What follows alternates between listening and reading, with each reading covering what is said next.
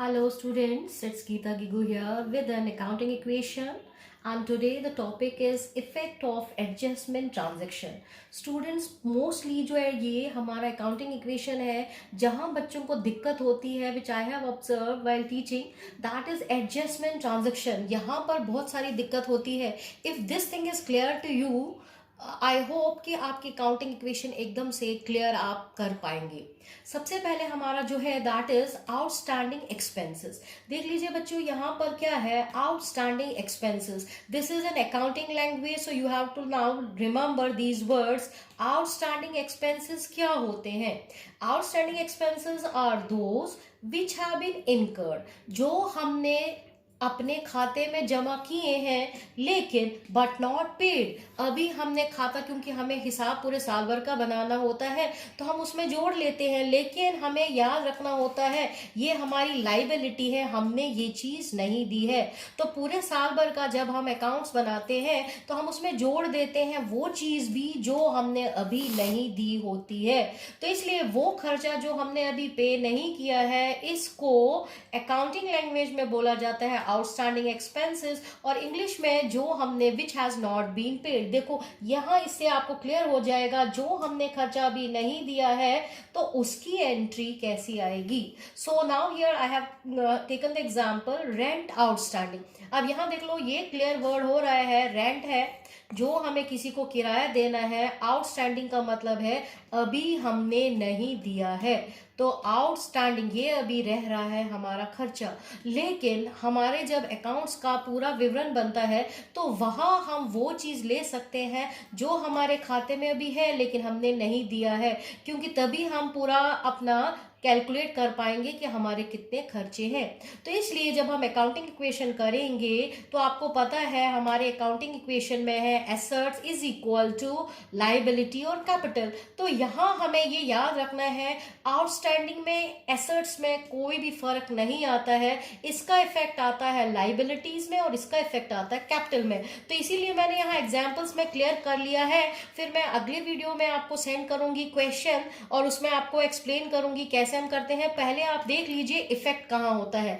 तो यहाँ rent outstanding liabilities और कैपिटल में है, तो इसका मतलब है एसेट में इसका कोई लेना देना नहीं है, इसका इफेक्ट जो है वो लायबिलिटीज और कैपिटल में आएगा. तो लायबिलिटीज में हमें क्रिएट करना पड़ेगा एक अकाउंट जिसको क्या बोलेंगे रेंट आउटस्टैंडिंग. तो इसको आप स्मॉल अल्फाबेट्स में लिख सकते हैं O/S, that is outstanding symbol 5,000, और जितना भी आपका कैपिटल होगा उसमें से माइनस होगा यही 5,000. तो इसका इफेक्ट, अब आउटस्टैंडिंग का इफेक्ट कहाँ आया? ये आया हमारे लायबिलिटी साइड में, और कहाँ आया? दोनों जगह पर. लायबिलिटी में क्रिएट हो गया रेंट आउटस्टैंडिंग और कैपिटल में वही अमाउंट हमारा माइनस हो गया. This is the thing about rent outstanding. Now I will move to the prepaid expenses. देख लीजिए ये टर्म जो है प्रीपेड एक्सपेंसेस, तो ये अकाउंटिंग टर्म है. प्री का मतलब है पहले, पेड का मतलब हुआ दिया.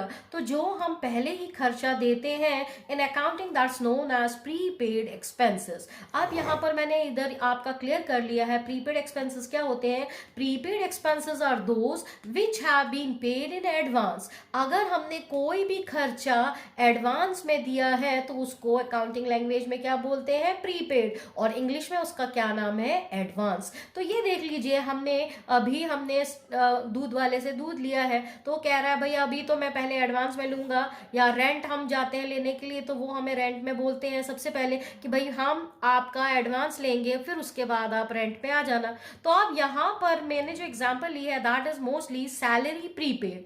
तो अब यहाँ हमने सैलरी किसी भी एम्प्लॉय को ऑर्गेनाइजेशन ने पहले ही सैलरी दी, तो वो ऑर्गेनाइजेशन अपने अकाउंट्स में क्या करेगा? देख लीजिए प्रीपेड की एंट्री में लायबिलिटी साइड का कोई इफेक्ट नहीं है, ये इफेक्ट खाली एसेट साइड है. ये दो चीजें जो है बहुत सारे बच्चों को क्लैश करते हैं, वो भूल जाते हैं. So I have separately made it so that you should understand it very clearly. Outstanding का एसेट पे कोई असर नहीं है, that goes to the liability and capital, and prepaid is not having any effect on the liability and capital. तो इसका effect खाली asset side में आता है.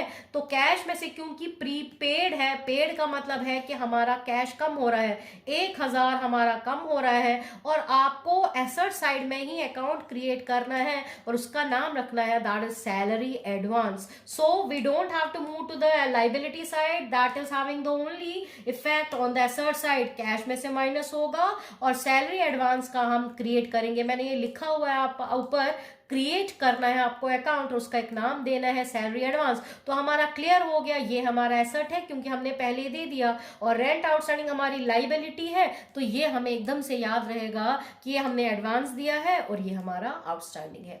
Now the third thing which comes here, it is accrued income. Accrued income is what? That is income which has been earn. अब हमने कहीं पर बैंक में पैसे जमा करे हुए हैं, तो बैंक ने हमारे वहां पर पैसे में अकाउंट में क्या कर लिया हुआ है, वो उन्होंने प्लस कर लिया है, but not receive during the year.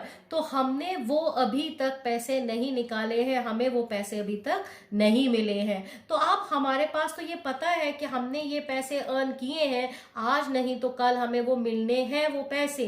तो इसलिए हमने अभी ये अर्न तो किए हैं, ये हमारे बनते हैं, लेकिन हमने अभी उसको नहीं लिया है, हमें वो अभी नहीं मिले हैं. तो जब कोई भी चीज जो हमने हमारी इनकम होती है लेकिन हमें नहीं मिलती है, उसका अकाउंटिंग टर्म है accrued. What is that known as? Accrued. So it should be clear to you now that income which has been earned, you have earned that income, you have done that work, but of that work you have not received any payment. आपने काम तो किया है लेकिन आपको वो चीज अभी तक नहीं मिल पाई है. That is known as accrued. So where we will have the transaction, that is here I have put the example, interest accrued is 4000. So here we have to take, यहाँ देख लीजिए asset sides भी है, liability भी है और capital भी है. यहाँ मैंने बिल्कुल आपका क्लियर कर दिया है.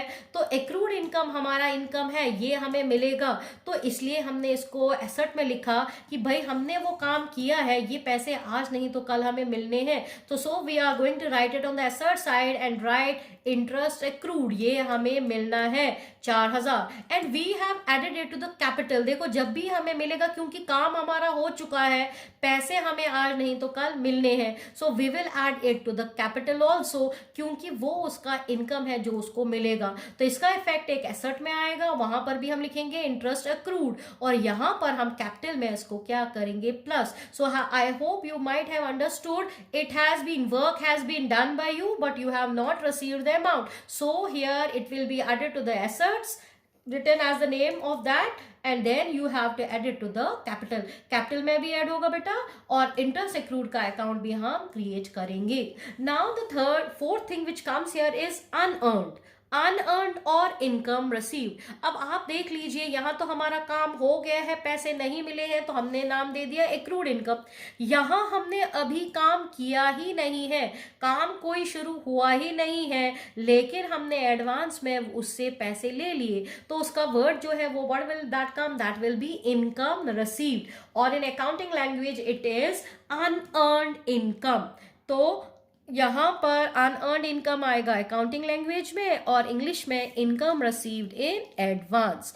Is that income which has been received, हमने काम करने से पहले ही पैसा लिया है, but not earn during the year, अभी वो काम हमारा पूरा नहीं हुआ है. For example I have given commission received in advance. अब कोई भी काम हमारा होता है तो वो कहता है आप मुझे पहले कमीशन दे दीजिए फिर मैं आपका काम करूंगा, तो वो हमसे पहले ही कमीशन ले जाता है.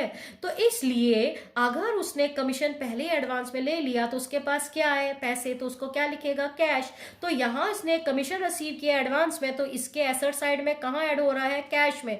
कितना ऐड हो रहा है, 6000 रुपए. तो उसके पास पैसे आए, लेकिन जब तक उसका वो काम नहीं पूरा होता है तब तक हम इसको कहां लिखते हैं, लाइबिलिटी में, क्योंकि अगर ये काम पूरा नहीं हुआ है तो हो सकता है कल को हमें उनको पैसे वापस देने पड़े. So up to the work is done we have to keep that income as a liability.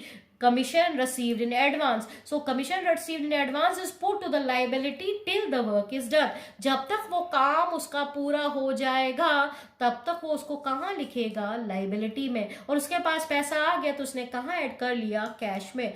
so these are the important thing where the students are having mostly confusion in the accounting equation. so I have made it separately, and my next video I am going to give you the questions with the answer so that you should understand it very easily and correctly. Till then, students, please give your likes and subscribes and have a good day.